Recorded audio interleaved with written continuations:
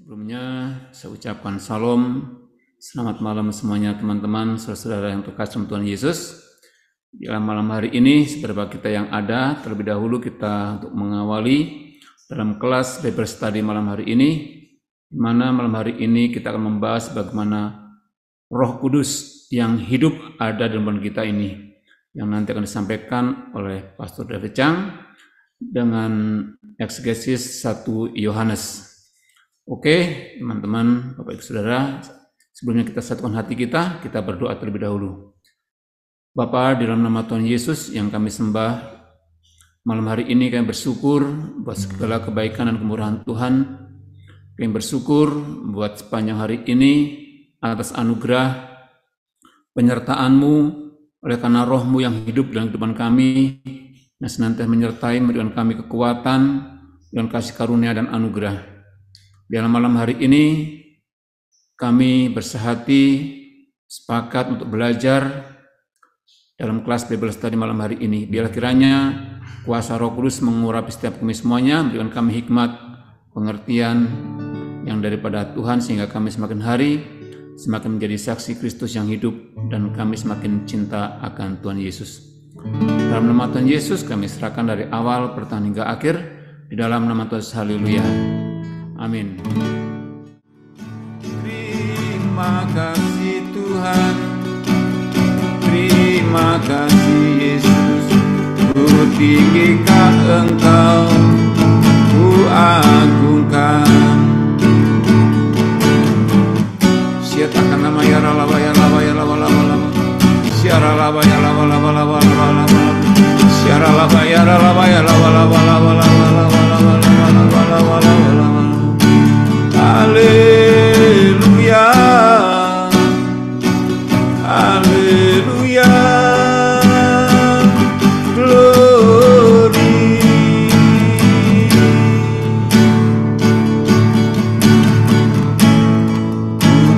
Tinggikan, siatakan nama ya Rama ya Rama Rama Rama. Haleluya.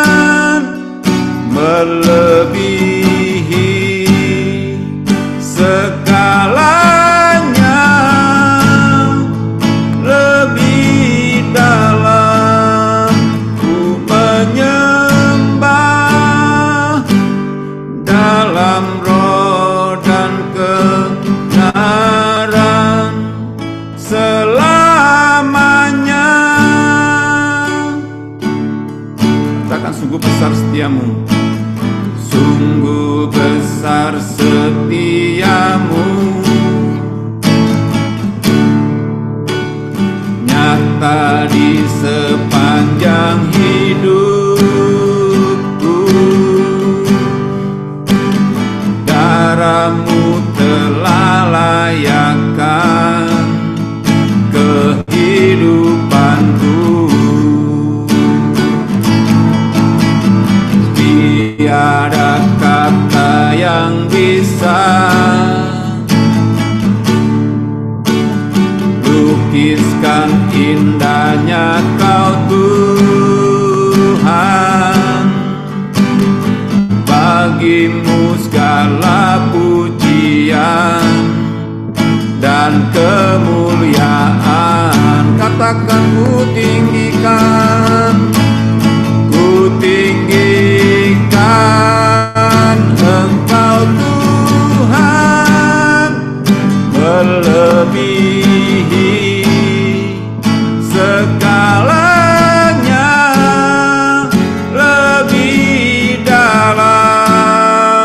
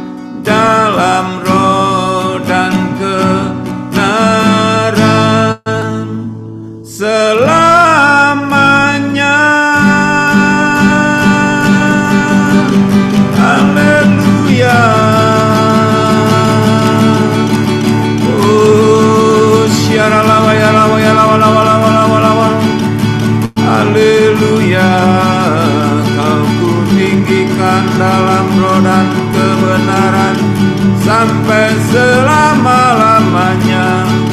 Ku sembah Kau Tuhan, ku sembah Kau Yesus, Allah yang hidup, Allah yang besar, Allah yang perkasa, Allah yang dahsyat, Allah yang berkuasa.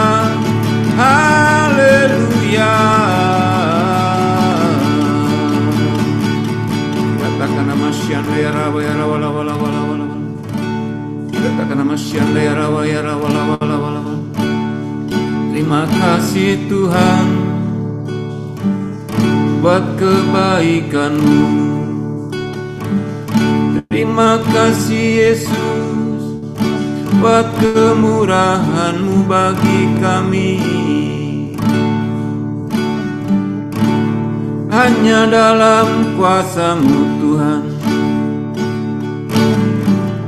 hanya di dalam nama-Mu ada pengharapan, ada kekuatan, ada ketenangan, ada damai sejahtera. Haleluya.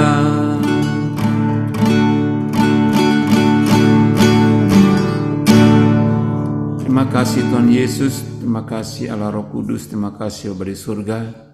Kami bersyukur buat malam hari ini. Urapi setiap kami semuanya Tuhan, baik hamba-Mu yang menyampaikan, kami yang mendengarkan, kami mau belajar bersama-sama, agar semakin hari kami semakin cinta Tuhan, semakin hari kami semakin nyata dan hidup dalam Engkau dan Engkau dalam kehidupan kami semuanya. Urapi hamba-Mu, berkati kami semuanya malam hari ini, juga teman-teman kami yang belum sempat masuk, berkati mereka semuanya dalam nama Tuhan Yesus. Kami serahkan, haleluya, amin. Kami serahkan Pak David. Shalom teman-teman, hari ini kita akan bahas tentang apakah Anda asli, apakah Anda orang Kristen asli. Mari kita berdoa terlebih dahulu. Tuhan Yesus, terima kasih, kami mengucap syukur karena Engkau telah melahirkan kami kembali, sehingga kami memiliki kehidupan yang asli, kehidupan yang memuaskan, dan kehidupan yang kekal. Tuhan Yesus, tetap jaga kami, biarlah Engkau ada di dalam kami dan kami adalah di dalam firman-Mu. Tuhan Yesus, ampunilah segala dosa kami. Tuhan Yesus, jauhkanlah kami dari yang jahat dan lepaskanlah kami daripada pencobaan, karena Engkaulah yang punya kerajaan, kuasa, dan kemuliaan sampai selama-lamanya. Amin. Shalom, hari ini topiknya sangat menarik, yaitu apakah Anda asli. Ya, hari ini interesting sekali saudara ya. Saya akan mulai. Ya, ini adalah bagian kedua. Apakah Anda asli? Apakah Anda orang Kristen asli? Saudara, orang yang asli menginginkan kehidupan yang asli. Ya. Apakah Anda telah menemukan kehidupan yang asli? Yang benar-benar memuaskan? Atau sebaliknya Anda mengatakan, saya tidak mengalami kebahagiaan dan kepuasan dalam hidup, walaupun saya memiliki harta, pendidikan, prestis sosial yang berlimpah. Mengapa? Karena tidak peduli seberapa besar kekayaan, pendidikan, atau prestis sosial yang Anda memiliki, hidup tanpa Tuhan Yesus adalah sia-sia. Anda hanya mengejar angin jika Anda berharap menemukan kehidupan dan kepuasan pribadi dalam hal-hal duniawi. Yohanes 8 ayat 35, karena siapa yang mau menyelamatkan nyawanya, ia akan kehilangan nyawanya. Tetapi barang siapa kehilangan nyawanya karena aku dan karena Injil, ia akan menyelamatkannya. Apa gunanya seseorang memperoleh seluruh dunia, tetapi ia kehilangan nyawanya? Mungkin suatu ketika Anda sudah merasa puas dengan kehidupan palsu. Wah, saya pergi minum, saya pergi mabuk, wah happy saya puas gitu. Tapi suatu hari Anda akan berbelok. Anda menemukan bahwa hidup adalah sebenarnya medan pertempuran, bukan taman bermain. Dan cerita dongeng tidak lagi bermakna. Sampai satu titik Anda menginginkan sesuatu yang asli. Saudara, Pencarian sesuatu yang asli dan memuaskan bukanlah hal baru. Hal ini telah terjadi sejak awal sejarah. Manusia mencari realitas dan kepuasan dalam kekayaan, sensasi, penaklukan, kekuasaan, pembelajaran, dan bahkan dalam agama. Saudara, memang tidak ada yang salah dengan pengalaman-pengalaman ini, kecuali bahwa pengalaman-pengalaman itu sendiri tidak pernah benar-benar memuaskan. Nah, saudara, ini penting. Anda menginginkan sesuatu yang asli, dan Anda menemukan sesuatu yang asli adalah dua hal yang berbeda. Menginginkan belum tentu menemukan. Oke? Yeremia 2 ayat 13. Sebab 2 kali umatku berbuat jahat. Mereka meninggalkan aku, sumber air yang hidup, untuk menggali kolam bagi mereka sendiri, yaitu kolam yang bocor yang tidak dapat menahan air. Jadi yang sebelah kiri ini ada gambar living water, En-Gedi, ini ada di Israel. Ini airnya tidak pernah habis, saudara. Ya, ini adalah contoh kehidupan yang memuaskan. Airnya tidak pernah habis. Nah, ini digambarkan firman yang hidup atau Tuhan Yesus yang tidak akan pernah memberikan Anda kekecewaan. Tetapi kadang-kadang kita nggak mau sama ini, saudara. Nggak mau sama air hidup. Ya, kita lebih baik cari bejana yang pecah, yang tidak bisa menampung air. Nah, inilah yang kita cari yang di dunia itu adalah uang dan lebih banyak uang, kekuasaan, sensasi dan sosial status. Itu seperti bejana yang bocor. Ini adalah Tuhan Yesus, saudara. Nah, mungkin suatu ketika hidup Anda adalah pintu terbuka menuju dunia khayalan yang mengasihkan. Dunia mimpi yang membantu Anda menikmati hidup. Ya. Tetapi bahkan Salomo yang mengecap semua kenikmatan dunia tanpa ada orang lain yang dapat menandinginya, dia tulis curhatannya dalam sebuah kitab yang dia tulis di akhir masa hidupnya, yaitu kitab Pengkhotbah. Pengkhotbah 1 ayat 1, inilah kata pengkhotbah, anak Daud, raja di Yerusalem. Kesia-siaan belaka, kata pengkhotbah, kesia-siaan belaka. Segala sesuatu adalah sia-sia. Apakah gunanya manusia berusaha dengan jeripaya di bawah matahari? Nah, saudara, dari curhatannya Salomo, disinilah letak surat pertama Rasul Yohanes. Ditulis berabad-abad lalu, surat ini membahas tema yang tidak pernah kadaluarsa sampai sekarang, yaitu kehidupan yang asli. Yohanes telah menemukan bahwa kenyataan yang memuaskan tidak dapat ditemukan dalam hal-hal apapun di dunia atau sensasi, namun hanya dalam pribadi Yesus Kristus, Putra Allah. Saudara, only Jesus satisfies. Hanya Tuhan Yesus yang dapat memuaskan. Yohanes 4 ayat 13, jawab Yesus kepadanya, barang siapa minum air ini, ia akan haus lagi. Tetapi barang siapa minum air yang akan kuberikan kepadanya, ia tidak akan haus untuk selama-lamanya. Sebaliknya, air yang akan kuberikan kepadanya akan menjadi mata air yang dalam dirinya, yang terus-menerus memancar sampai kepada hidup yang kekal. Ya saudara, di dunia ini enggak ada yang pernah memuaskan, saudara. Hanya Yesus yang dapat memuaskan. Bahkan Salomo, dia menguji yang namanya happy. Dia menguji yang namanya kegirangan. Dia pantas untuk menguji itu, karena dia memiliki apapun yang orang lain tidak miliki. Dia bisa bikin satu pesta yang besar, makanan yang paling lezat, badut yang paling lucu. Dan dia katakan dalam hati, mari aku hendak menguji kegirangan. Nikmatilah kesenangan. Nah, tetapi saat pesta selesai, pada saat dia udah tidak istilahnya pesta lagi, dia mendapati hatinya hampa. Karena itu dia bicara, tetapi lihat juga itu pun sia-sia. Tentang tertawa, happy, ada teman, ada lelucon, stand up comedy misalnya. Tentang tertawa aku berkata, itu bodoh. Dan mengenai kegirangan, apa gunanya? Itu tidak dapat memuaskan. Ya. Nah, tanpa membuang waktu, Yohanes menceritakan kepada kita tentang realitas hidup yang asli dan yang memuaskan ini di paragraf pertama suratnya. Saat Anda membaca 1 Yohanes 1 ayat 1-4, ini adalah ayat yang indah sekali saudara. Anda mempelajari 3 fakta penting tentang realitas hidup yang asli. Ini adalah benar-benar kehidupan saudara. Jadi kalau saudara pernah lihat film Matrix yang dia pakai pistol yang gini-gini, itu palsu semua. Tetapi saat dia masuk ke dalam the real world, itu beda. Nah, apa fakta penting dari kehidupan yang asli? Sebenarnya kehidupan ini telah dinyatakan.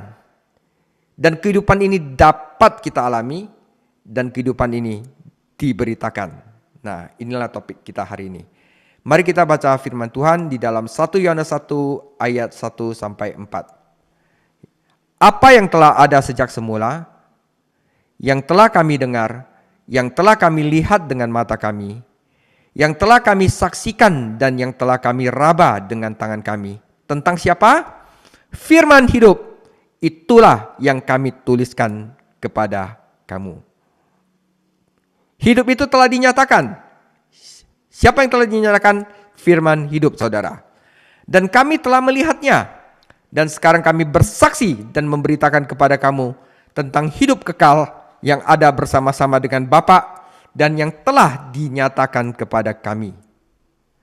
Apa yang telah kami lihat dan apa yang telah kami dengar, kami beritakan kepada kamu juga, supaya kamu beroleh persekutuan dengan kami. Dan persekutuan kami adalah persekutuan dengan Bapa dan dengan anaknya, Yesus Kristus.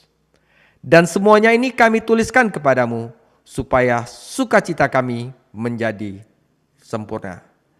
Jadi kehidupan yang asli itu hanya di dalam firman hidup, yaitu Yesus Kristus yang dengannya kita memperoleh hidup yang kekal dan kita memperoleh persekutuan dengan Bapa. Ini benar-benar asli saudara. Oke?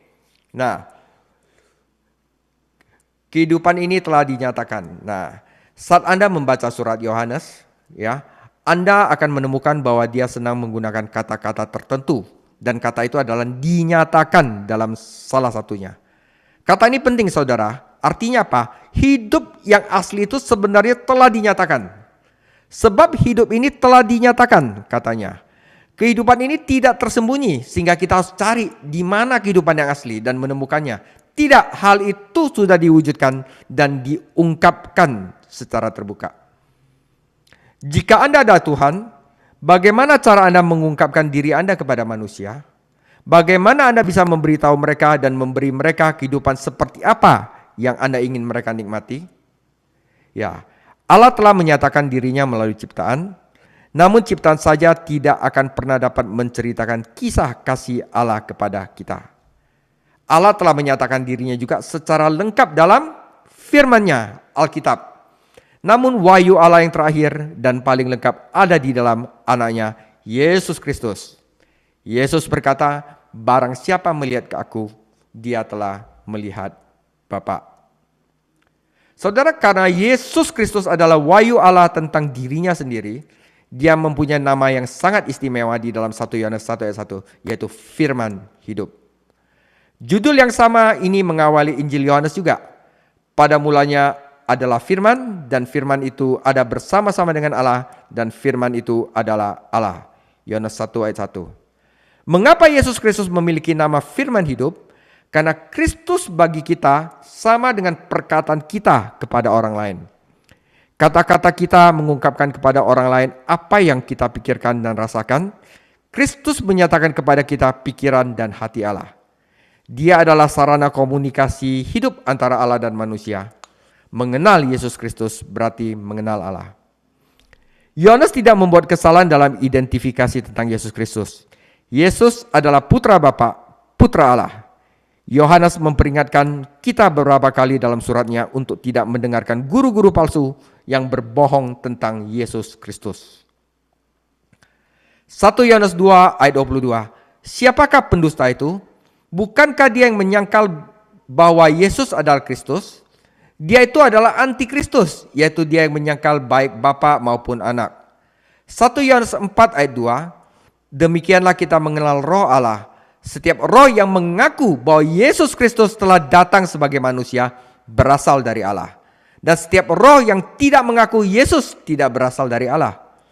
Roh itu adalah roh antikristus, dan tentang dia telah kamu dengar bahwa ia akan datang, dan sekarang ini ia sudah ada di dalam dunia. Saudara, jika seorang salah mengenal Yesus Kristus, maka ia juga salah mengenal Allah. Karena Yesus Kristus adalah wahyu Allah yang final dan lengkap kepada manusia. Jika ada yang mengatakan kepada kita bahwa Yesus adalah manusia tetapi bukan Tuhan, itu guru palsu. Salah satu hal terakhir yang ditulisnya dalam surat ini adalah kita ada di dalam Dia yang benar, yaitu di dalam anaknya Yesus Kristus. Inilah Allah yang benar dan hidup yang kekal. Jadi saudara ingin hidup yang kekal? Satu-satunya jalan percaya kepada Yesus dan mengenal Dia. Saudara, pengajaran palsu merupakan masalah yang sangat serius. Sehingga Yohanes juga menulis mengenai hal ini dalam nanti di Yohanes 2 Yohanes, memperingatkan orang-orang percaya agar tidak mengundang guru-guru palsu ke rumah mereka. Ya, tentang hospitality dan guru palsu nanti saudara. Dan ia menjelaskan bahwa menyangkal Yesus adalah Tuhan berarti mengikuti kebohongan antikristus. Hal ini mengarah pada doktrin dasar Alkitab yang membingungkan banyak orang, yaitu doktrin Tritunggal. Saudara, saya akan membahas doktrin Tritunggal ini di Kulmandarin Jumat ini. Jika saudara mau ikut, silakan join. Ya, kita akan ngerti tentang bagaimana relasinya tentang Tritunggal. Yohanes menyebutkan dalam suratnya tentang Bapa, Putra, dan Roh Kudus. 1 Yohanes 4:13. Demikianlah kita ketahui bahwa kita tetap berada di dalam Allah dan Dia di dalam kita. Ia telah mengaruniakan kita mendapat bagian dalam rohnya. Dan kami telah melihat dan bersaksi bahwa Bapa telah mengutus anaknya menjadi juru selamat dunia. Barang siapa mengaku bahwa Yesus adalah anak Allah, Allah tetap berada di dalam Dia dan Dia di dalam Allah. Saudara, kata Tritunggal merupakan gabungan dari kata tri yang berarti tiga dan tunggal yang berarti satu. Jadi Tritunggal adalah 3 dalam 1 atau 1 dalam 3. Yang pasti kata Tritunggal tidak ditemukan di dalam Alkitab, namun kebenaran tentang Tritunggal diajarkan di sana. Ini referensinya. Saudara, orang Kristen itu tidak percaya bahwa ada 3 Tuhan. Mereka percaya bahwa satu Tuhan ada di dalam 3 pribadi, Bapa, Anak, dan Roh Kudus. Umat Kristen juga tidak hanya percaya bahwa satu Tuhan menyatakan dirinya dalam 3 cara yang berbeda. Bukan peran saudara. Oh, banyak orang bilang Allah itu perannya mengasihi, Yesus perannya menyelamatkan, Roh Kudus perannya adalah tinggal di dalam hati. Bukan peran juga. Ya, tidak. Alkitab mengajarkan bahwa Tuhan itu satu, tetapi Dia ada di dalam 3 pribadi. Jadi bukan menyatakan dirinya dalam 3 cara yang berbeda, seperti seorang bisa menjadi suami, menjadi seorang ayah, dan seorang anak. Ya, seorang pengajar doktrin pernah berkata, cobalah menjelaskan Tritunggal dan Anda mungkin kehilangan akal. Tetapi cobalah menjelaskannya dan kamu akan kehilangan jiwamu. Oke? Nah, makanya saya struggle untuk sharing tentang Tritunggal nanti hari Jumat. Ya, tapi udah selesai kok ya. Nah, dan Rasul Yohanes berkata, barang siapa menyangkal anak, ia tidak memiliki Bapa. Tidak ada pribadi dari Tritunggal yang dapat dibuang. Saat Anda membaca catatan Injil tentang kehidupan Yesus, Anda melihat kehidupan yang menakjubkan yang Tuhan ingin kita nikmati. Kehidupan yang asli saudara, kehidupan yang benar-benar memuaskan. Dan itu hanya ada di dalam Tuhan Yesus. Guru-guru palsu ingin merebut Tuhan Yesus lari dari kita. Karena itu merebut juga kehidupan asli yang dapat kita miliki dalam Yesus. Namun bukan hanya kita dengan cara meniru Yesus. Bukan kita anggap Yesus sebagai teladan kita saja atau guru moral kita saja. Ada cara yang jauh lebih baik, yaitu mengalami Dia atau mengenal Dia. Jadi kita belajar satu kata Yunani namanya ginosko. Ginosko itu adalah mengalami Yesus. Jadi mengenal Yesus dengan mengalami dan juga dengan pengetahuan dan juga tentang kesadaran. Jadi to come to know, recognize, perceive. I'm taking in knowledge, come to know, learn, certainize, realize. Usage juga pernah properly, secara proper mengenal Yesus, terutama melalui pengalaman pribadi. Ini juga bisa diterjemahkan hubungan seksual. Ya, kalau misalnya ada hubungan seksual antara laki-laki dan wanita, maka laki-laki dan wanita mengenal keseluruhan dari wanita itu, dan wanita itu mengenal keseluruhan dari laki-laki itu. Jadi ada sesuatu yang masuk ke dalam perempuan, dan dari dalam perempuan ada yang satu yang terima, seperti Yesus masuk ke dalam diri kita. Itu arti ginosko. Oke, jadi kehidupan ini sudah dinyatakan. Orang cari kepuasan gak dapat-dapat, padahal udah dinyatakan sekitar 2000 tahun yang lalu di dalam firman Tuhan Injil Yohanes. Nah, kedua, kehidupan ini dapat dialami, saudara.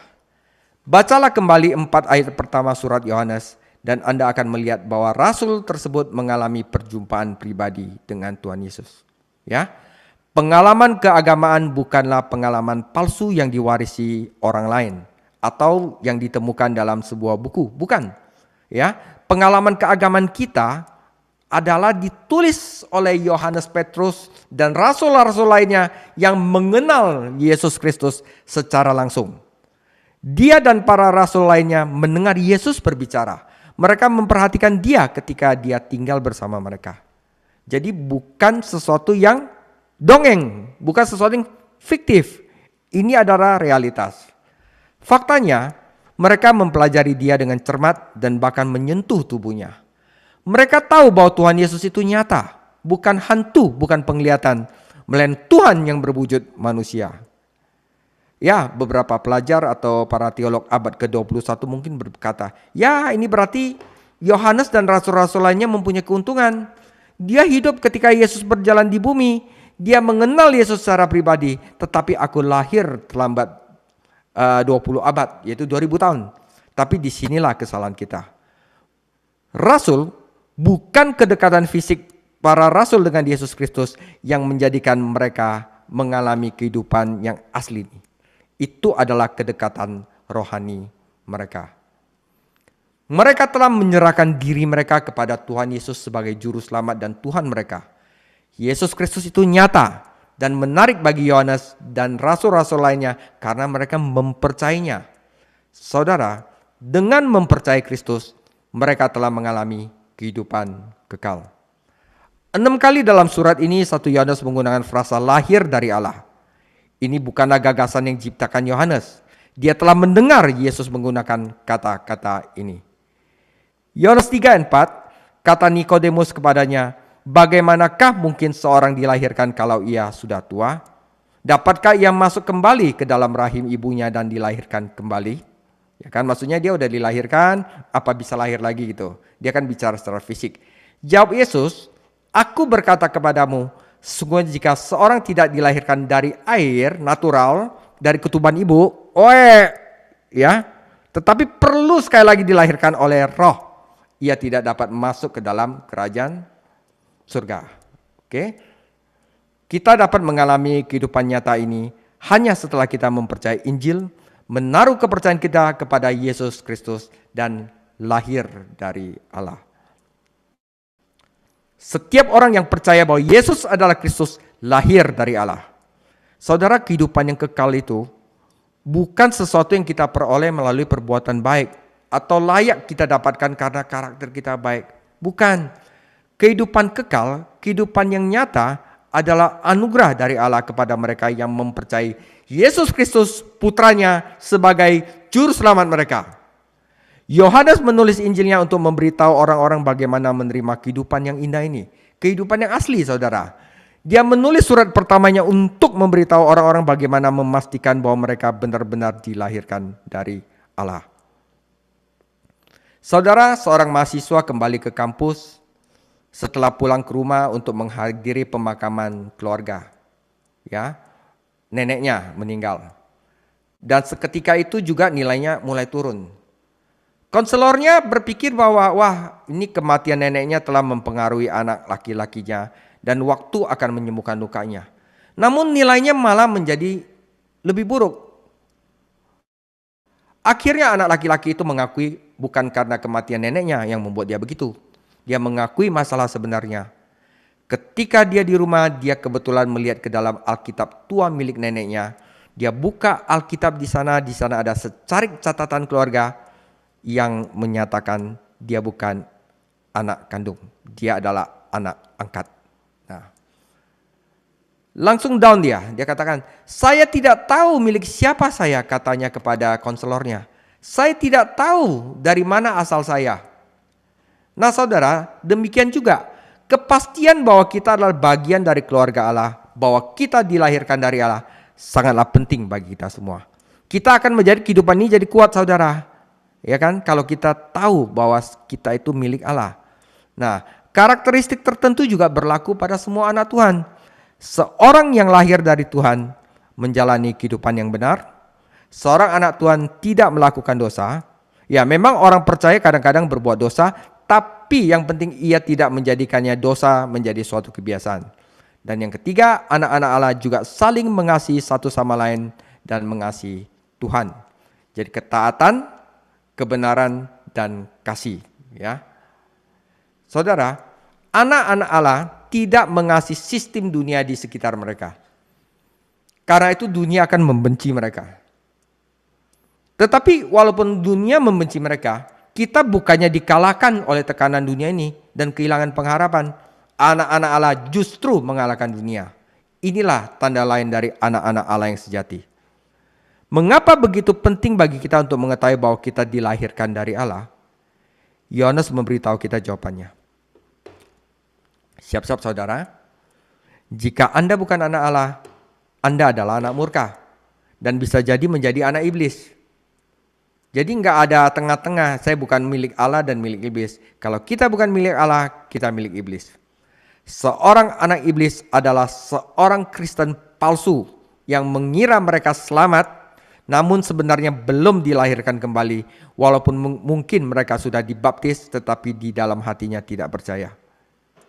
Ya, Yesus menyebut orang Farisi sebagai anak-anak iblis, dan mereka sangat religius saudara. Orang Kristen palsu, dan hal ini biasa terjadi, adalah seperti uang kertas $10 palsu. Nah, saya ada cerita lagi seru nih.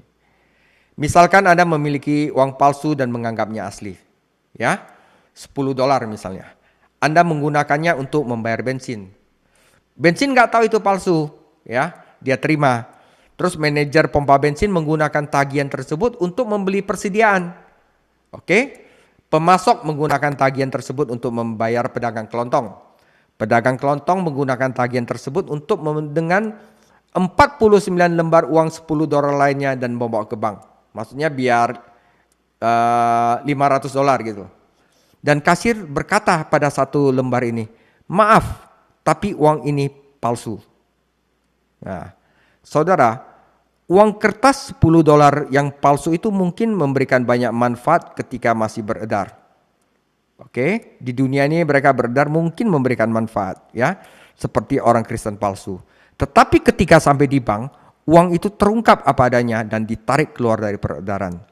Saudara, begitu juga dengan orang Kristen palsu. Dia mungkin melakukan banyak hal baik dalam hidup ini, tetapi ketika dia menghadapi penghakiman terakhir, dia akan ditolak. Matius 7 ayat 22. Pada hari terakhir, banyak orang yang berseru kepadaku, Tuhan, Tuhan, bukanlah kami bernubuat demi namamu, dan mengusir setan demi namamu, dan mengadakan banyak mujizat demi namamu juga. Pada waktu itulah aku akan berterus terang kepada mereka dan berkata, aku tidak pernah mengenal kamu. Enyalah daripadaku, hai kamu sekalian pembuat kejahatan. Oleh karena itu saudara, masing-masing dari kita harus bertanya pada diri sendiri dengan jujur, apakah saya seorang anak Tuhan yang asli? Apakah saya seorang Kristen palsu? Apakah saya benar-benar dilahirkan dari Allah? Jika Anda belum mengalami hidup yang kekal, kehidupan nyata ini, Anda sekarang bisa mengalaminya sekarang juga. Roma 10 ayat 13. Sebab barang siapa yang berseru kepada nama Tuhan akan diselamatkan. Bacalah 1 Yohanes 5 ayat 10 sampai 12 dengan cermat. Dia menawarkan kepada Anda anugerah hidup yang kekal. Percayalah pada firman-Nya, mintalah anugerahnya. 1 Yohanes 5 ayat 10, barang siapa percaya kepada anak Allah, ia mempunyai kesaksian itu di dalam dirinya. Barang siapa tidak percaya kepada Allah, ia membuat dia pendusta karena dia tidak percaya akan kesaksian yang diberikan Allah tentang anaknya. Dan inilah kesaksian itu, Allah telah mengaruniakan hidup yang kekal kepada kita, dan hidup itu ada di dalam anaknya. Barang siapa memiliki anak, dia memiliki hidup. Barang siapa tidak memiliki anak, ia tidak memiliki hidup. Kita telah menemukan dua fakta penting tentang kehidupan yang asli. Ya, hal ini telah dinyatakan, yaitu Yesus Kristus, dan juga dapat kita alami ketika kita menaruh kepercayaan kita kepadanya sebagai juru selamat kita. Namun Yohanes tidak berhenti sampai sini. Kita masuk ke bagian ketiga, kehidupan ini diberitakan. Ya, apa yang kami lihat dan dengar, kami nyatakan kepadamu. 1 Yohanes 1 ayat 3. Dan begitu Anda mengalami kehidupan nyata yang memuaskan ini, Anda ini ingin orang lain juga mengalami. Anda ingin menceritakan Yesus bagaimana bekerja di dalam diri Anda, sehingga Anda tidak galau lagi, Anda tidak iri hati lagi, Anda tidak suka dengan dunia lagi. Anda pasti ingin membaginya dengan orang lain. Seperti yang ingin Yohanes nyatakan kepada semua pembacanya di abad pertama ini, di dalam suratnya di dalam 1 Yohanes. Saudara, seorang guru agama di suatu gereja mendapat telepon dari seorang wanita yang marah-marah. Dia katakan, "Saya telah mendengar video pendalaman Alkitab dari gereja Anda di YouTube," teriaknya. "Dan saya benci Anda menggunakan pengajaran itu untuk membuat marah orang." Ya, galak sekali. "Apa yang salah dari pengajaran gereja?" Guru itu bertanya dengan tenang. "Kamu tidak punya hak untuk mencoba mengubah agamaku," wanita itu ngotot. "Kamu punya agamamu dan aku punya agamaku, dan aku tidak berusaha mengubah agamamu." Ya, memang benar, tapi guru itu tidak membantahnya. Bahkan guru itu berkata, mengubah agama Anda atau agama orang lain bukanlah tujuan kami. Saya bikin video di YouTube bukan maksudnya begitu. Tetapi saya bikin video di YouTube karena saya telah mengalami kehidupan baru yang menakjubkan melalui iman kepada Yesus Kristus. Dan saya ingin melakukan semua yang saya bisa untuk membagikan kepada orang lain. Banyak orang termasuk sebagian umat Kristen berpendapat bahwa membagikan firman dan bersaksi berarti bertengkar mengenai perbedaan keyakinan agama. Atau kadang membanding-bandingkan gereja, saudara. Tetapi bukan itu yang ada di dalam pikiran Yohanes. Dia memberitahu kami bahwa bersaksi berarti membagikan pengalaman rohani kita kepada orang lain. Baik melalui kehidupan yang kita jalani, maupun melalui firman yang kita ucapkan. Itu saudara, gak usah banding-bandingin ya. Yohanes menulis surat ini untuk membagikan Kristus kepada kita. Saat Anda membacanya, Anda menemukan bahwa Yohanes memikirkan 5 tujuan kita berbagi. Ya saudara. 1. Mengapa kita berbagi? Agar kita dapat bersekutu. Kata persekutuan ini merupakan salah satu kata yang penting dalam kosakata orang Kristen. Artinya apa? Bersekutu artinya memiliki kesamaan. Misalnya kita mau buat gereja di mana? Yang paling penting apa? Kita memiliki kesamaan. Tujuan kamu apa? Agar orang-orang percaya kepada Yesus. Itu namanya persekutuan. Sebagai orang berdosa, manusia tidak mempunyai kesamaan apapun dengan Allah yang kudus. Namun Allah dalam kasih karunia mengutus Yesus Kristus untuk mempunyai kesamaan dengan manusia. Kristus mengambil tubuh manusia dan menjadi manusia. Kemudian dia pergi ke kayu salib dan menanggung dosa dunia di dalam tubuh itu. Karena dia telah membayar harga atas dosa-dosa kita, jalan terbuka bagi Tuhan untuk mengampuni kita dan menerima kita ke dalam keluarganya. Ketika kita mempercayai Kristus, kita menjadi pengambil bagian dalam kodrat ilahi. Itulah persekutuan saudara. Mengambil bagian dalam kodrat ilahi. Istilah yang diterjemahkan mengambil bagian dalam surat Petrus berasal dari akar kata Yunani yang sama dengan yang diterjemahkan persekutuan dalam 1 Yohanes 1 ayat 3. Oke. Seorang laki-laki dan perempuan ingin bersekutu, ingin menikah. Ya, tujuannya apa? Kalau tujuan kebahagiaan, salah. Itu bukan tujuan, itu hasil.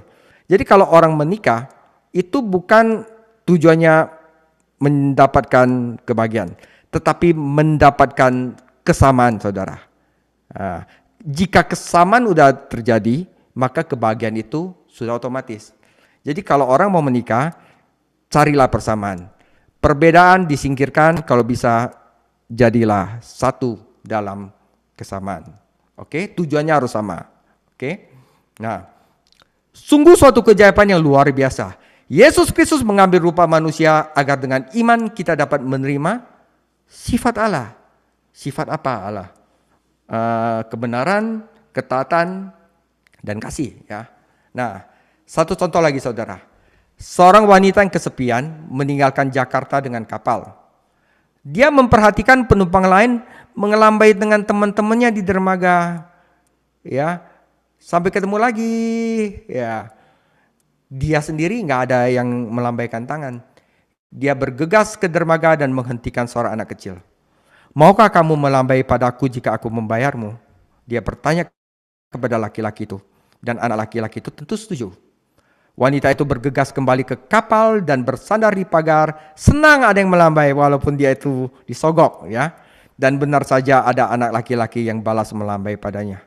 Nah, ini adalah satu cerita yang bodoh mungkin ya. Tetapi ini mengingatkan kita bahwa kita manusia ini membenci kesepian. Kita semua pengen diperhatikan. Nah, saudara, kembali ke kehidupan yang asli ini di dalam Yesus Kristus membantu memecahkan masalah dasar kesepian. Karena umat Kristen mempunyai persekutuan sejati dengan Allah dan dengan satu sama lainnya. Jadi kita tidak kesepian. Bisa jadi orang banyak teman tetapi tidak mempunyai kesamaan, itu kesepian saudara. Tetapi walaupun kita temannya dikit tapi mempunyai kesatuan, mempunyai persekutuan yang sejati, itu tidak ada rasa kesepian lagi. Yesus berjanji, Matius 28 ayat 20, dan ketahuilah aku menyertai kamu senantiasa sampai kepada akhir zaman. Ya kan? Dalam suratnya Yohanes menjelaskan rahasia persekutuan dengan Tuhan dan dengan umat Kristen lainnya. Inilah tujuan pertama yang Yohanes sebutkan dalam penulisan suratnya, yaitu untuk membagikan pengalamannya mengenai hidup yang kekal. Jadi kalau saya mau menginjil dimanapun saya berada, misalnya di dalam organisasi apa, tujuan saya satu, untuk membagikan pengalaman saya mengenai Yesus Kristus yang memberikan kehidupan asli dan hidup yang kekal. Dan orang yang bersekutuan dengan saya harus memiliki satu tujuan yang sama. Itu namanya persekutuan, saudara. Nah, yang kedua, agar kita dapat bersukacita. Nah, persekutuan adalah jawaban Kristus terhadap kesepian hidup. Sukacita adalah jawabannya terhadap kekosongan dan kehampaan hidup. Jadi kalau saudara ada kesepian, kekosongan, kehampaan, Yesus Kristus jawabannya. Yohanes dalam suratnya menggunakan kata sukacita hanya sekali, namun gagasan tentang sukacita terdapat di dalam seluruh suratnya. Sukacita bukanlah sesuatu yang kita produksi untuk diri sendiri. Ya, aku pengen beli ini, aku sukacita. Ya, aku pengen jalannya sukacita. Itu bukan, saudara. Sukacita adalah hasil yang luar biasa dari persekutuan kita dengan Tuhan. Ya, waktu saya belajar Alkitab, waktu saya bikin khotbah pendalaman Alkitab, itu saya dapat sukacita. Karena apa? Saya bersekutu dengan Tuhan. Daud mengetahui sukacita yang disebutkan Yohanes, dia berkata, sukacita berlimpah-limpah di hadapanmu. Pada dasarnya saudara, penyebab ketidakbahagiaan, penyebab kita tidak sukacita, tidak bahagia itu adalah dosa yang menguasai dunia kita saat ini. Dosa menjanjikan kebahagiaan, namun selalu menghasilkan kesedihan. Kenikmatan dosa hanya bersifat sementara, hanya untuk sementara waktu. Sedangkan kenikmatan Allah kekal itu selama-lamanya. Anda pilih mana? Kehidupan yang asli itu menghasilkan sukacita yang nyata, bukan pengganti yang lemah. Yesus berkata pada malam sebelum disalibkan, tidak ada seorang pun yang dapat mengambil sukacitamu daripadamu. Saudara, Anda punya uang bisa diambil daripadamu. Anda punya pasangan atau bisa diambil daripadamu. Anda punya prestis jabatan, itu bisa diambil darimu. Tetapi sukacita tidak bisa ada yang mengambil daripadamu. Hal-hal inilah yang kukatakan kepadamu, supaya sukacitaku tetap tinggal di dalam kamu, dan sukacitamu menjadi penuh. Saudara, Karl Marx menulis, syarat pertama bagi kebahagiaan masyarakat adalah penghapusan agama. Namun Rasul Yohanes menulis, iman kepada Yesus Kristus memberi Anda sukacita yang tidak akan pernah bisa ditiru dan diberikan oleh dunia. Saudara, saya sendiri telah mengalami sukacita ini.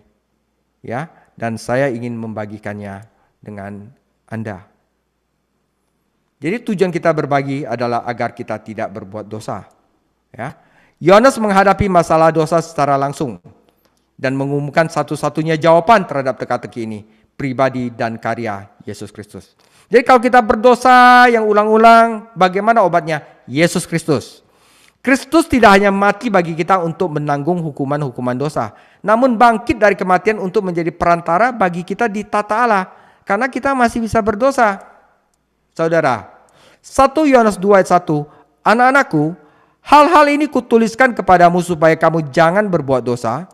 Namun jika seorang berbuat dosa, kita mempunyai seorang pengantara pada Bapa, yaitu Yesus Kristus yang adil.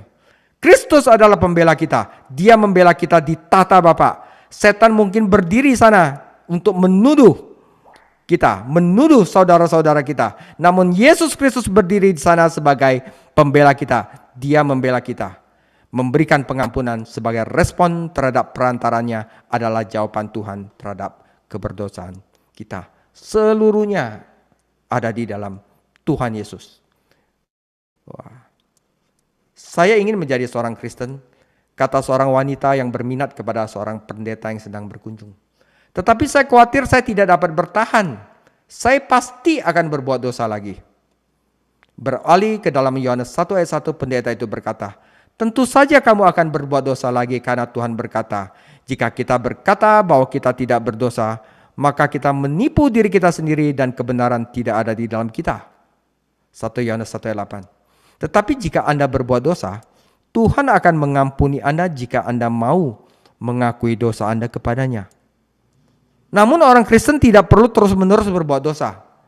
Jadi saat kita berjalan dalam persekutuan dengan Tuhan dan di dalam ketaatan dalam firman-Nya, Dia memberikan kita kemampuan untuk melawan dan meraih kemenangan atas godaan. Nah, ini ada satu ilustrasi yang bagus. Kemudian pendeta itu teringat bahwa wanita tersebut telah menjalani operasi beberapa bulan sebelumnya dan menjadikan ilustrasi. Ya, saat Anda menjalani operasi, tanyanya, apakah ada kemungkinan komplikasi atau masalah setelahnya? Oh iya, setiap saya mempunyai masalah habis operasi ini, saya pergi menemui dokter dan dia menanganinya. Lalu kebenaran menimpanya. Oh, saya mengerti serunya. Yesus telah menyembuhkan aku saat seperti aku operasi, seperti Yesus telah mati bagi dosa saya. Tetapi jika saya berdosa lagi, jika saya mempunyai masalah lagi, Kristus selalu tersedia untuk menjauhkan saya dari dosa atau mengampuni dosa saya. Akhirnya apa? Kehidupan yang asli di dalam Yesus Kristus adalah hidup yang penuh kemenangan. Dalam surat ini, Yohanes memberitahu kita bagaimana memanfaatkan sumber daya ilahi kita untuk mengalami kemenangan atas godaan dan dosa. Nah, bagaimana yang keempat, agar kita tidak tertipu. Lebih dari sebelumnya, umat Kristen saat ini membutuhkan kemampuan untuk membedakan mana yang benar dan mana yang salah. Ya, antara kebenaran dan kesalahan. Ada anggapan yang tersebar luas di generasi kita, generasi sekarang itu saudara, bahwa nggak ada yang mutlak. Ini mungkin baik, itu mungkin jahat. Ya, tidak ada yang selalu salah dan tidak ada yang selalu benar. Nah, ini kacau balau saudara. Ya, oleh karena ada hal ini, doktrin-doktrin palsu kini lebih populer dibandingkan masa manapun dalam sejarah saudara. Komprominya itu udah luar biasa. Dan sebagian besar pria dan wanita tampaknya bersedia menerima hampir semua ajaran. Wah, yang penting baik. Wah, ajaran ini keren. Kecuali kebenaran Alkitab. Karena kebenaran Alkitab kadang-kadang nusuk saudara. Ya, tetapi itu adalah kebenaran. Itu kehidupan yang asli. Nah, dalam surat Yohanes terhadap kata yang tidak digunakan oleh penulis perjanjian baru lainnya yaitu anti-Kristus. Awalan anti mempunyai dua arti yaitu melawan atau bukan.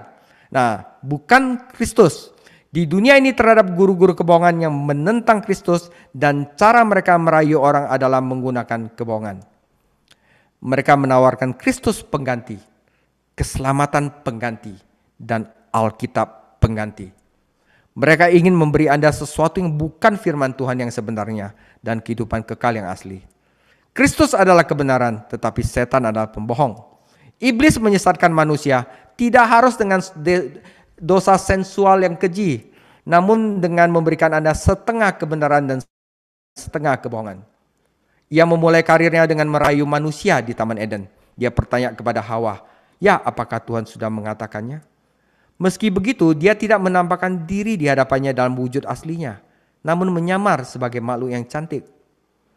Setan saat ini sering menyebarkan kebohongannya, bahkan melalui kelompok agama. Saudara, tidak semua orang berdiri di mimbar memberitakan kebenaran firman Tuhan. Pengkhotbah palsu dan guru agama palsu selalu menjadi alat favorit dan paling efektif dari iblis. Bagaimana orang Kristen zaman sekarang bisa mendeteksi kebohongan setan? Bagaimana mereka dapat mengidentifikasi guru-guru palsu? Bagaimana mereka dapat bertumbuh dalam pengetahuan mereka akan kebenaran sehingga mereka tidak menjadi korban doktrin-doktrin palsu? Ya, mereka harus tahu yang asli. Ya, Yohanes menjawab pertanyaan-pertanyaan ini. Kehidupan yang nyata telah ditandai dengan hikmat untuk membedakan mana yang benar dan mana yang salah. Saudara, kalau kita mempercayai guru-guru palsu, itu kehidupan yang asli itu diambil dari kita.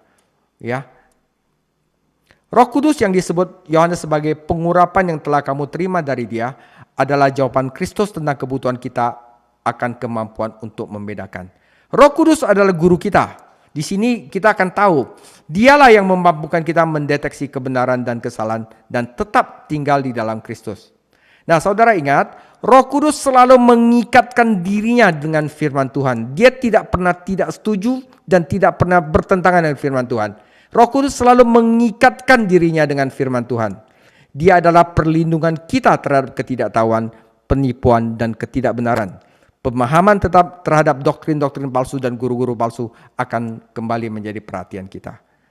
Dan yang kelima, mengapa kita harus membagikan kebenaran ini? Supaya kita tahu bahwa kita telah diselamatkan. Kita telah menyinggung kebenaran ini, namun kebenaran ini sangat penting sehingga perlu diulangi.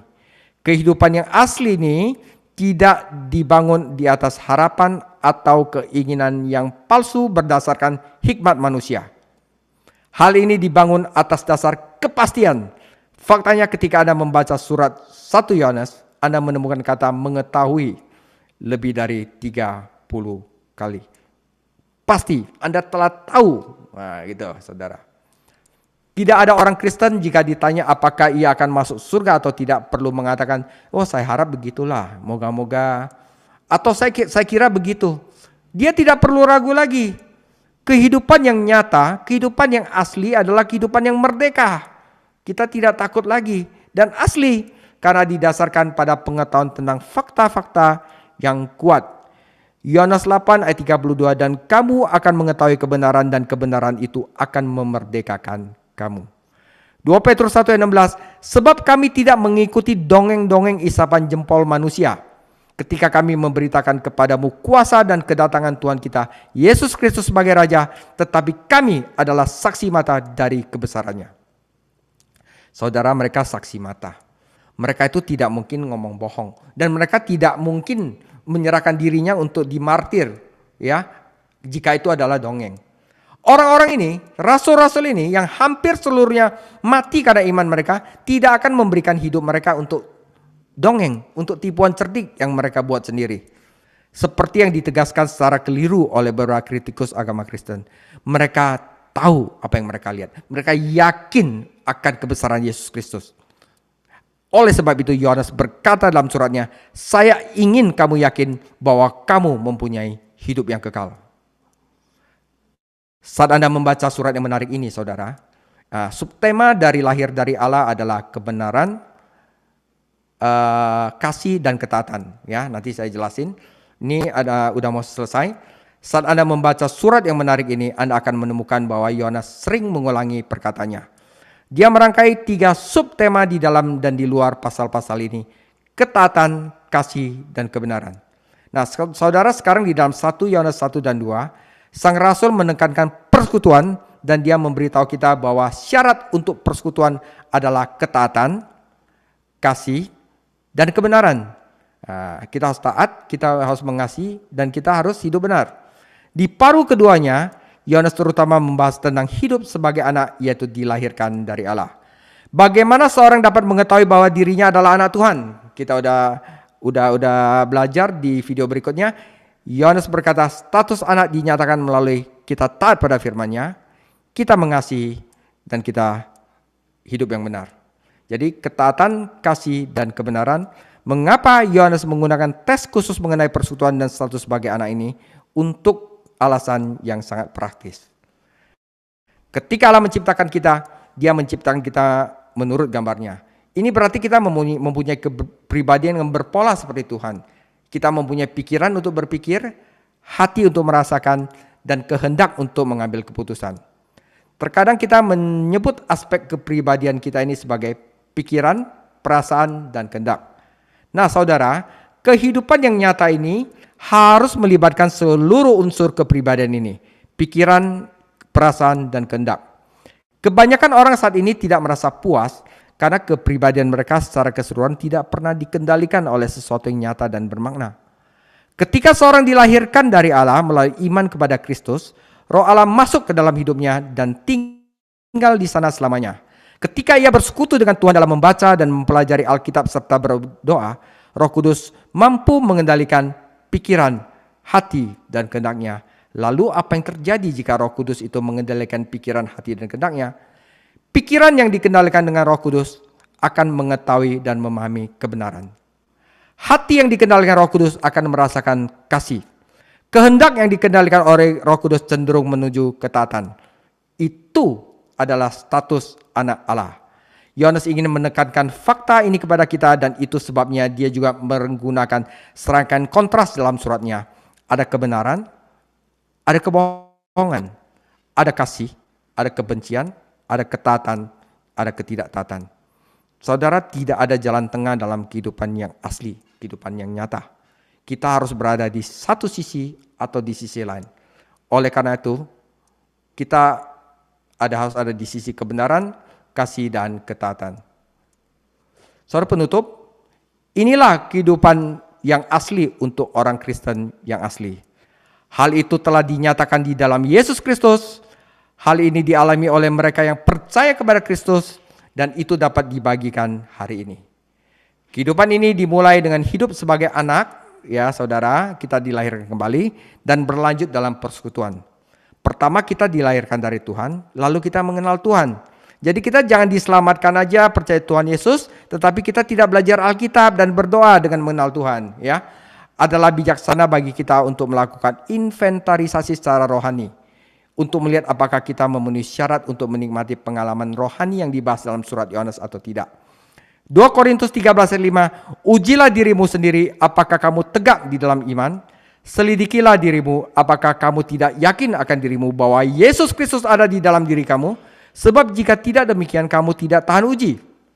Kami telah menekankan pentingnya dilahirkan dari Tuhan. Namun jika Anda memiliki keraguan atau pertanyaan, ulasan ini mungkin bermanfaat. Oke? Saudara, jika Anda seorang Kristen tidak lagi bersekutu dengan Allah, ya, jika kita lari persekutuan dengan Allah, hal ini biasanya disebabkan oleh salah satu dari 3 alasan berikut. Orang Kristen itu tidak menaati kehendak Tuhan.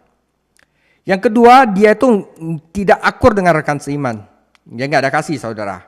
Yang ketiga, ia mempercayai kebohongan oleh guru-guru palsu dan karena itu hidup dalam kebohongan. Bahkan seorang Kristen pun bisa salah dalam memahami kebenaran. Itu sebabnya Yohanes memperingatkan kita di dalam 1 Yohanes 3:7, anak-anakku, janganlah membiarkan seorang pun menyesatkan kamu. Saudara, ketiga alasan ini sejajar dengan 3 subtema penting Yohanes, yaitu kebenaran, kasih, dan ketaatan. Begitu orang percaya mengetahui mengapa ia tidak bisa bersekutu dengan Allah, ia harus mengakui dosanya kepada Tuhan dan meminta pengampunan penuh darinya. Saudaraku, apakah Anda asli?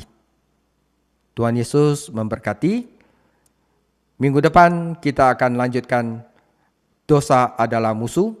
1 Yohanes 1 ayat 5 sampai 1 Yohanes 2 ayat 6. Tuhan Yesus memberkati.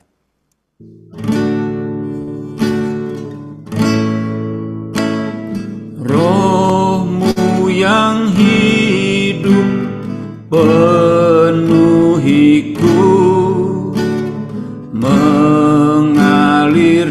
dalamku. Jiwaku tenang bersamamu dalam naunganmu. Ku buka hati untuk jamahanmu, berserah penuh di hadiratmu. Kau ambil alih seluruh hidupku di altarmu, menyembahmu. Katakan rohmu yang hidup, rohmu yang hidup penuhiku, mengalir dalamku.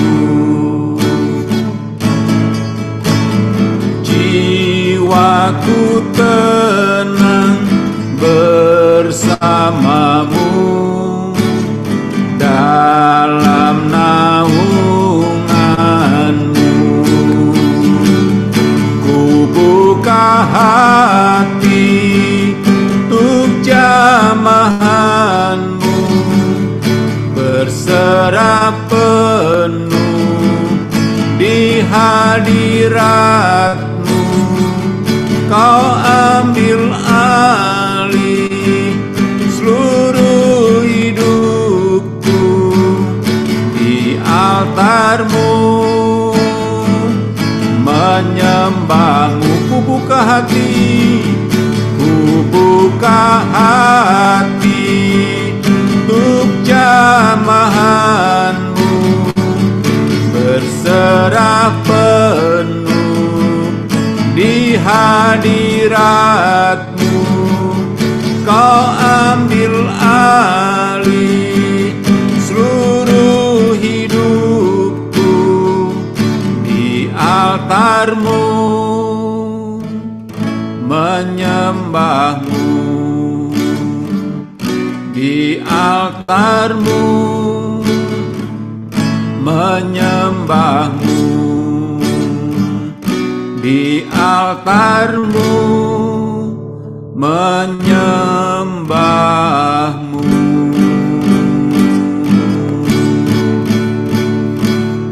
Benar ya Roh Kudus, malam hari ini kami buka hati kami.